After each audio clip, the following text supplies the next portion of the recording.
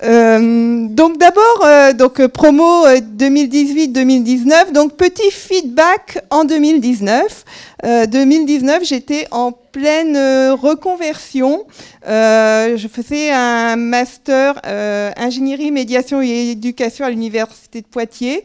J'étais en plein questionnement sur ce que j'allais faire par la suite.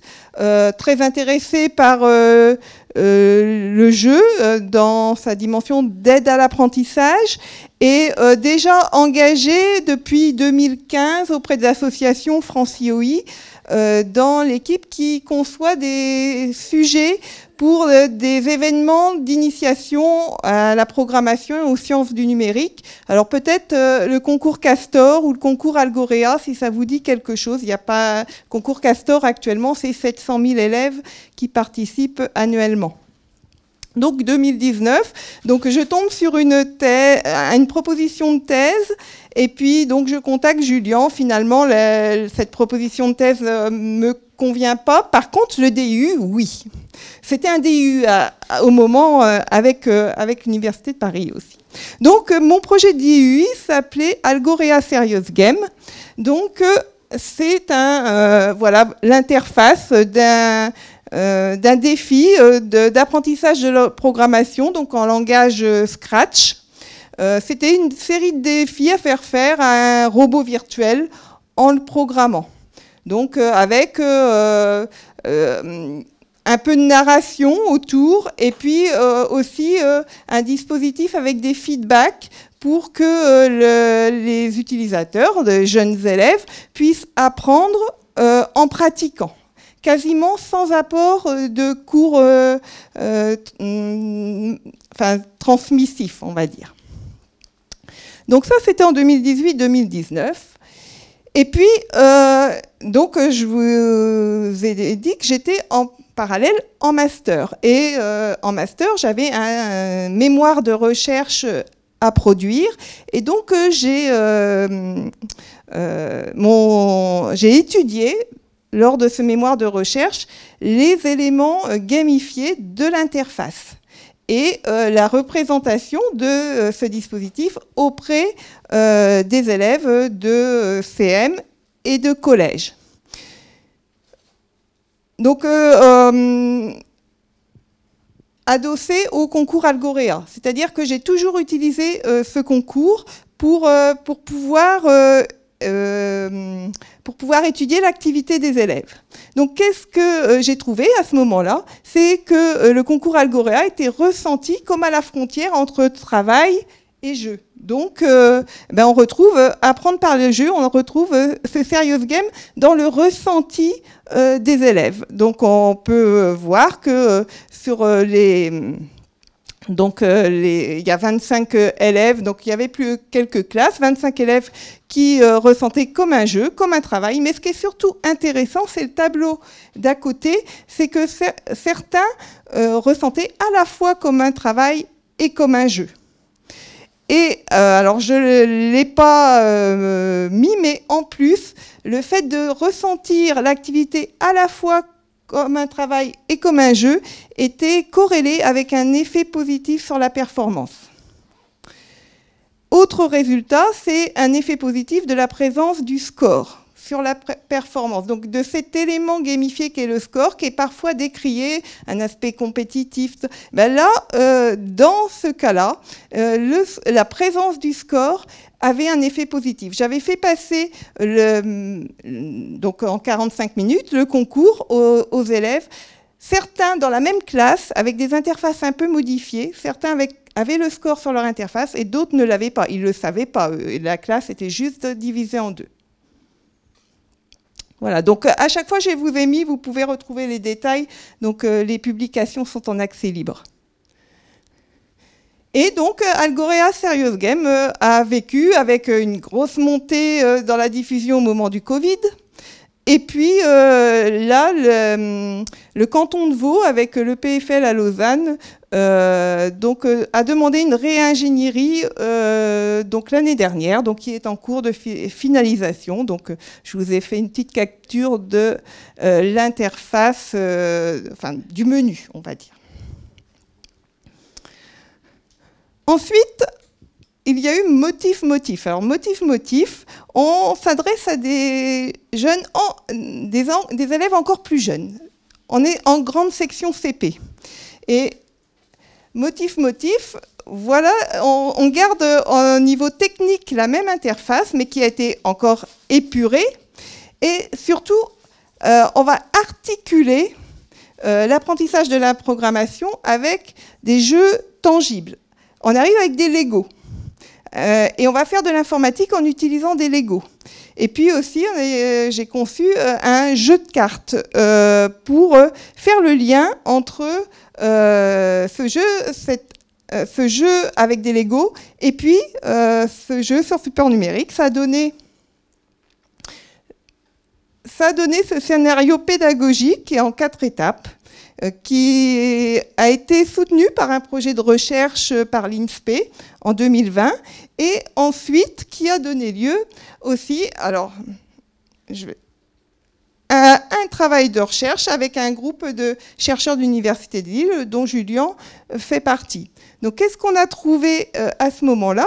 C'est qu'il était possible d'introduire la notion de répétition, qui est une notion centrale en programmation, dès la grande section CP, avec plusieurs conditions. C'est-à-dire une première condition, c'est de se débarrasser de l'aspect structuration de l'espace. Je ne vais pas rentrer dans les détails. Donc, à travers ce scénario ludopédagogique, avec une préparation par des activités tangibles, par 2 jeux, un premier qui est un jeu de messager et un deuxième qui est un jeu collaboratif, un jeu de cartes. Donc, une fois ces 2 jeux mis en place, on arrive sur tablette, sur support numérique. Et là, la prise en main, on l'a mesurée. Pour 83% des élèves, elle se fait en moins de 5 minutes. Ensuite, en analysant les traces d'interaction de l'élève avec l'interface, on a pu trouver les paliers de difficulté dans ces premiers apprentissages en algorithmique. Donc là, ça a donné lieu à un article de la revue STICEF en 2021. Et mes slides n'étaient pas tout à fait dans l'ordre. Ça, c'est la réalisation dans une classe par des enfants de 5-6 ans. Donc, sur la dernière phase, la phase créative, quand on enlève un peu toutes les contraintes, voilà ce qui a été produit.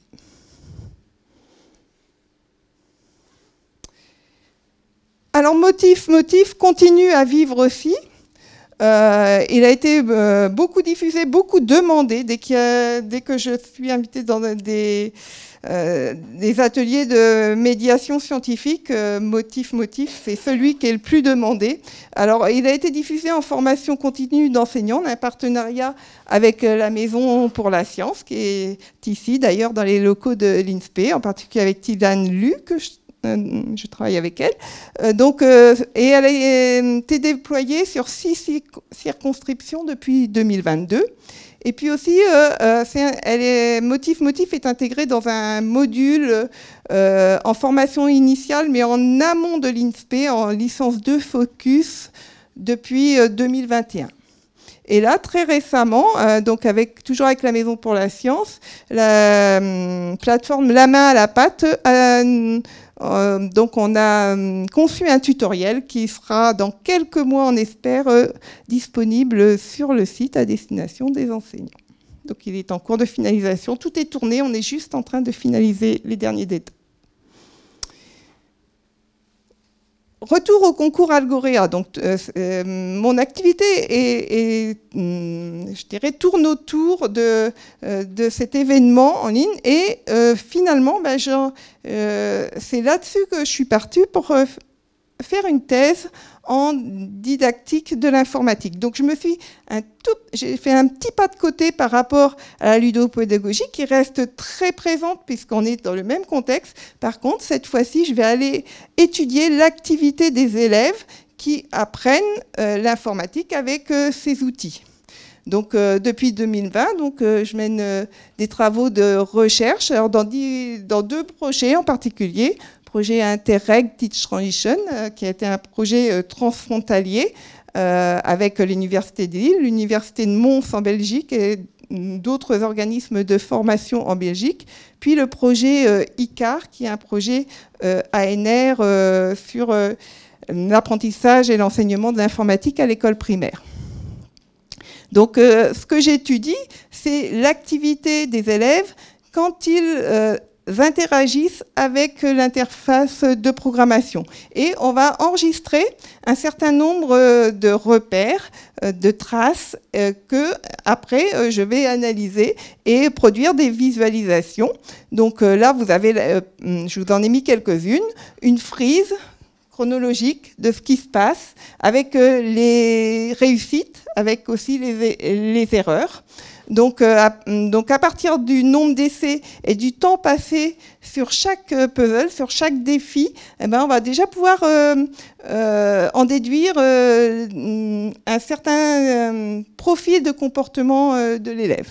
Ensuite, on enregistre tous les programmes exécutés. Donc, on a une solution référence et puis on va pouvoir aller voir les erreurs les plus courantes et essayer de comprendre ce qui amène ces erreurs en confrontant avec des enregistrements vidéo et des entretiens avec d'explicitation avec les élèves. Et puis, encore plus précis, on va enregistrer, alors là, à petite échelle, les mouvements de souris. Et parce que il n'y a pas que lorsqu'ils déplacent des blocs ou lorsqu'ils cliquent pour exécuter leur programme, qu'ils se servent de la souris. La souris, elle suit leur point d'attention, leur raisonnement. Et là, en particulier, on voit des allers-retours avec une analyse de la grille où est le robot. Donc tout ça donne lieu à des publications, dont une très récente et très accessible parce qu'elle est destinée aussi à donner des repères, à outiller les enseignants. Donc zoom sur quelques erreurs récurrentes lors des premiers apprentissages en algorithmique. Pareil, c'est accessible en ligne. Et puis, ce qui est imminent, c'est la soutenance de la thèse qui va... venir sanctionner, on va dire, tout ce travail de recherche le 13 novembre. Et puis, donc, là, actuellement, donc, je suis à mi-temps en ingénieur pédagogique pour l'association France-IOI. Je continue à œuvrer pour les concours Castor et Algorea, à faire évoluer aussi les formats. Et puis, un mi-temps, ingénieur de recherche pour l'Université de Lille, bon, à partir du 1er octobre, mais disons que ce statut-là à partir du 1er octobre, mais de manière continue, j'ai travaillé à l'Université de Lille et pour poursuivre ces recherches, parce qu'il y a encore des aspects que j'ai pas eu le temps d'étudier dans ma thèse, et puis pour mener de nouveaux projets avec les équipes. Voilà, merci.